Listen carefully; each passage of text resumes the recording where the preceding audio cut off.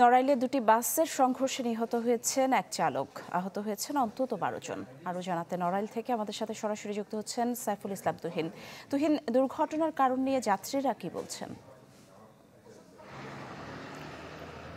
নিশ্চয়ই আমরা নড়াইলের যশোরের যে স্থানটাতে আসলে দুটি বাসের মুখোমুখি সংঘর্ষ হচ্ছে সেই স্থানে আছি। এটা দুর্বাজুরি নামক একটা এলাকায়। এই এলাকায় যে সকাল 10:30টার দিকে যে আসলে যে দুটি বাসের মুখোমুখি সংঘর্ষ হয়েছে, একটি হচ্ছে লোকাল বাস আর একটি হচ্ছে যে যশোর থেকে ঢাকা থেকে আসা রিটার্ন ট্রাভেল।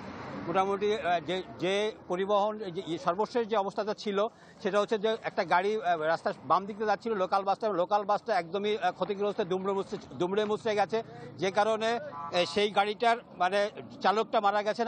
অপরদিকে যে গাড়িটা ঢাকা থেকে আসছিল সেই গাড়িটা আসলে ওইখানে ছিল রাস্তার মাঝখানে। সর্বশেষ যেটা পুলিশ যেটা করেছে সেটা হচ্ছে যে রিটার্ন ট্রাভেলসের গাড়িটা সরিয়ে ফেলেছে রাস্তা থেকে এই মুহূর্তে, এবং প্রায় 1.5 ঘন্টা ধরে এখানে জ্যাম ছিল। 1.5 ঘন্টা পরে এইমাত্র রাস্তা খুলেছে আর কি। তো একটা গাড়ি যেটা সড়কের পাশে লোকালটা পড়ে আছে, আর যেটা রাস্তার উপরে জ্যাম তৈরি করছিল সেটা আসলে স্থানীয় পুলিশ কিংবা যে হাইওয়ে পুলিশ সেটা সরিয়ে নিয়েছে। এই মুহূর্তে রাস্তায় যানজট মানে যান চলাচল স্বাভাবিক হয়েছে প্রায় 1.5 ঘন্টা পরে নড়াইল যশোর বা নড়াইল ঢাকা মানে হাইওয়েতে।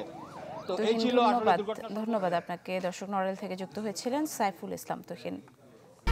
1, 2, 3 ঢাকায় জমি জিতে নিন 100% ক্যাশব্যাক সহ 20 কোটি টাকার পুরস্কার।